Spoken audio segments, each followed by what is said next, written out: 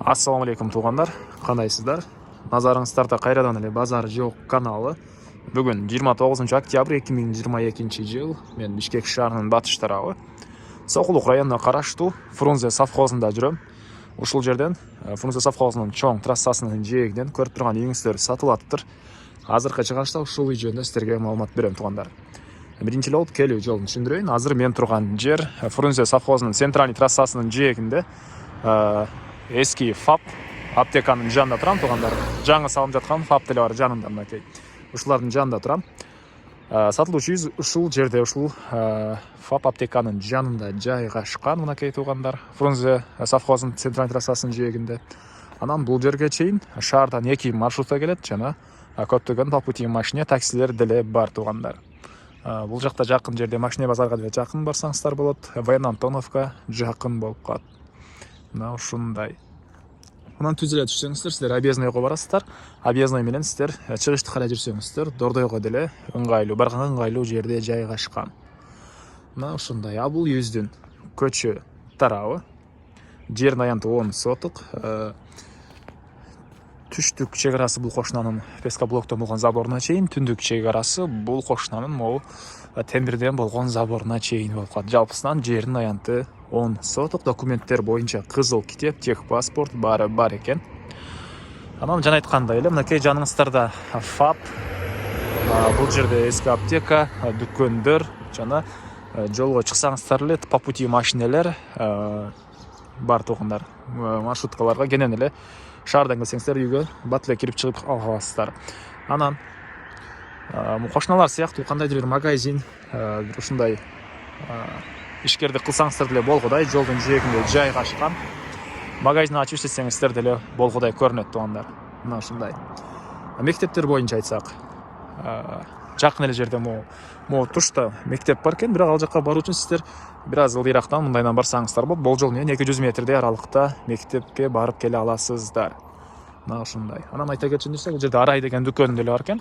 Ошого ориентир алып деле келсеңиздер болот туғандар. Бул жакта остановка. Мына ушундай. Андан ары коросуна кирип калган маалыматтарды берейин туғандар.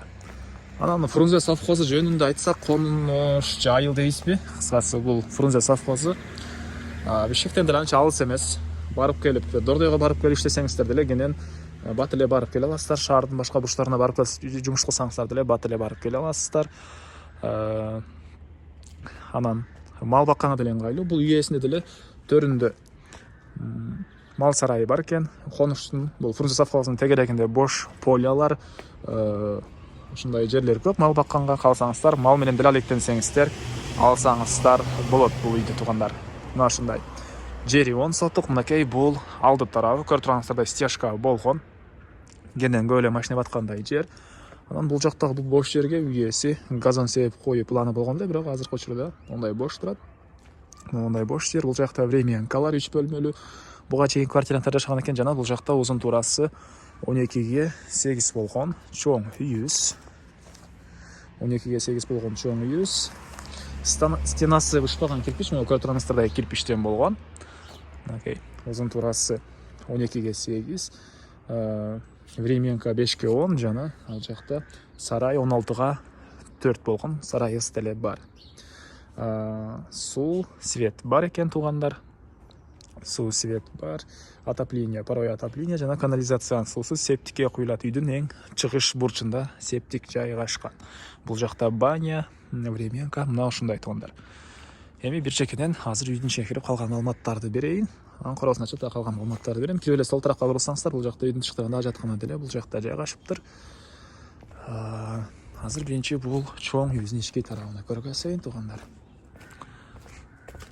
Бул жакта жер жемшекинге жерлер, жаш бактар деле бар экен туғандар мынакей. Бул үйүздүн кире бериши.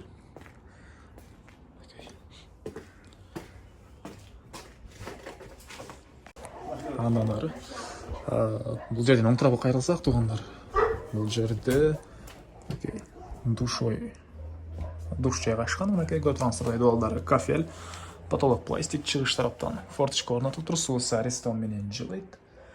Кир жууган машина деле ушул бөлмөгө орнотулган. Окей. Андан ары бул үйүбүздүн негизги кирүүчү эшиги. Дегенде бул жерде бир тамактануучу бөлмө туугандар.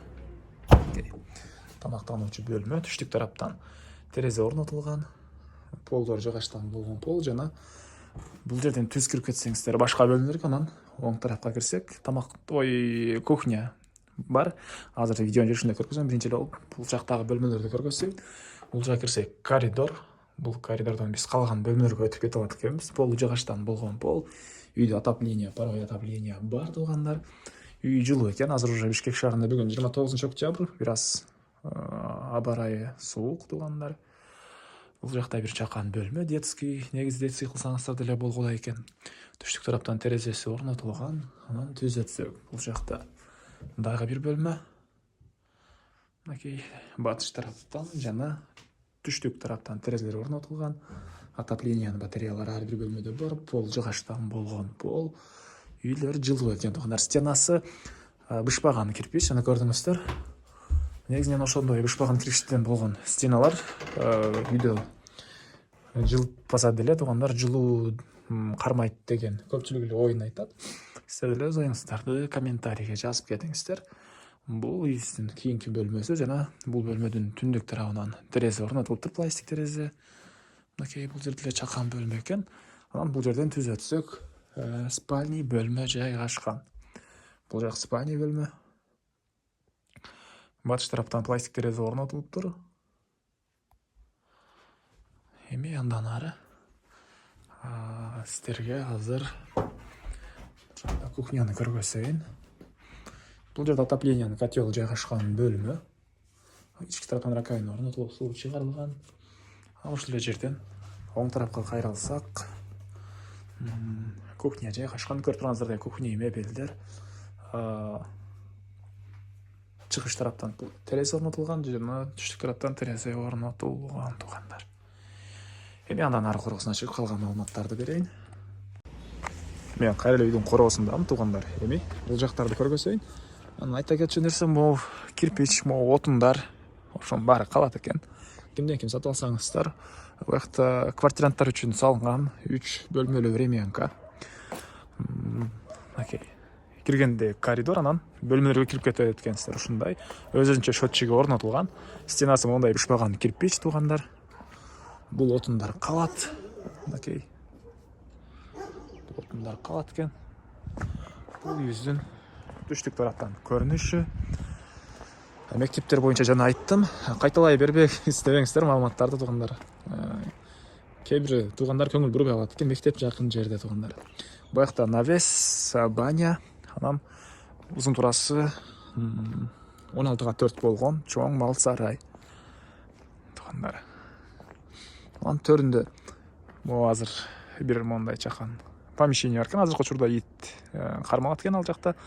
Калсаңыздар ити менен алып калсаңыздар болот, эки чоң алабай менен калсаңыздар, итти албасаңыздар чоң ушундай бир склад сыяктуу помещение бар туугандар ал жакта. Эми андан ары бул жакта мал сарай, мондай отундар, түндүк тараптагы ошону менен болгон чек ара. Бул сене балы көрүп турасыздар, көп эле чөп баткадай көрүнөт. Бул жакта чоң мал үчүн болгон сарай, уйлар үчүн. Негизинен азыркы учурда склад катары колдонушат. Көп эле уй батат дейт. Анан бул жакта койлор үчүн сарай. Мынакей. Бул жагында навес жана үйүбүздүн чыгыш чек-арасы ушул шиферден болгон заборго чейин болуп калат. 10 соток туугандар. Бул үйүбүздүн чыгыш тарабы. Негизинен буякта огородко кенен бир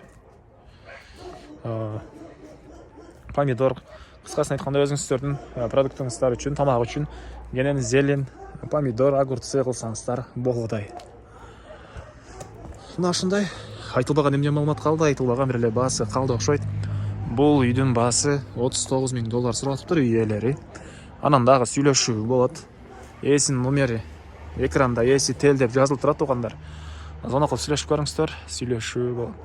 Анан достор менен, группалар менен бөлүшсөңүздөр, сиздер мага, үй ээсине, анан кимдир бир ошол сыяктуу издеген болсо, ошол адамга чоң жардам берген болосуздар. Анда мен сіздер менен коштошом. Кийинки чыгышка чейин туугандар, саламатта калыңыздар.